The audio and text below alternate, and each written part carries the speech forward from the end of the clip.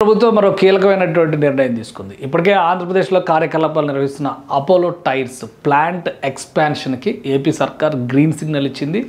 ఈ విస్తరణకి సంబంధించినటువంటి ఫైల్ని క్లియర్ చేసినట్టుగా కూడా సమాచారం వస్తుంది. ఈ విస్తరణ ద్వారా అపోలో టైర్స్ కంపెనీ 1100 కోట్ల రూపాయల అదనపు ఇన్వెస్ట్మెంట్స్ని చిత్తూరు దగ్గర ఉన్నటువంటి ప్లాంట్, అంటే ప్రస్తుతం ఈ శ్రీ సిటీకి నియర్ బైలో ఉన్నటువంటి ప్లేసు, ప్రత్యేకంగా 2018లో దీనికి ల్యాండ్ కేటాయించింది అప్పటి ఆంధ్రప్రదేశ్ ప్రభుత్వం. తర్వాత అక్కడ ప్లాంట్ ప్రారంభించారు.